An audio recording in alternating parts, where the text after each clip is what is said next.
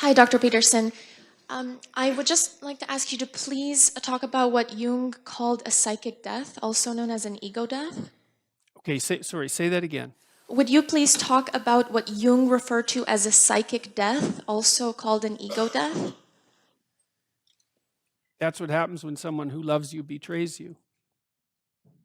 Right? So imagine that, like, the world is complicated beyond comprehension, right? And you only see a very little bit of it. And the way you structure your understanding is you make assumptions about things, and they're simplifying assumptions. So if you trust someone, you reduce their complexity massively, right? Because, like, let's say we were married, then there's a whole bunch of ways that you're going to act that are going to be simpler.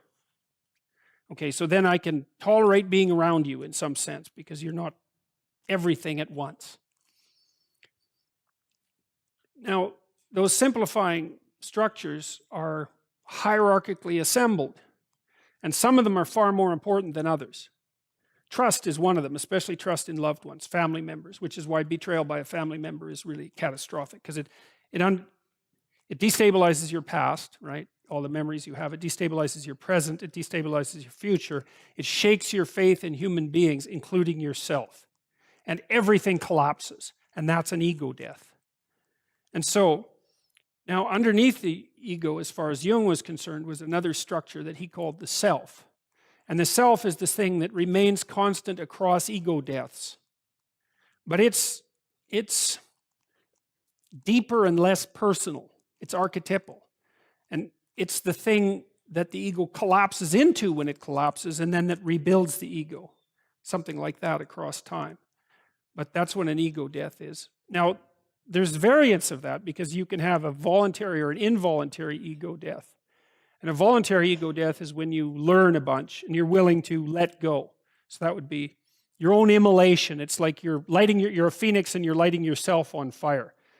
That's a much better idea, even though it can still be really harsh. The involuntary ego deaths, they're really hard on people. People will do almost anything to stop that from happening, which is partly why they fight to maintain their group fostered axiomatic simplifications. It's not surprising because it's you lose like that ego death is a journey into the underworld, or it's a collapse into chaos. And that's not so bad if you do it purposefully. But in the Pinocchio story, for example, that's exemplified by Pinocchio going down to the depths to rescue his father from the whale. Now, he does that voluntarily, but it damn near kills him, right? I mean, first of all, he hardly gets out of the whale. Second, he actually drowns and dies, but he comes back to life. So even if you do it voluntarily, it's still, well, it's just better than doing it involuntarily, which is the other alternative. So that's what it is.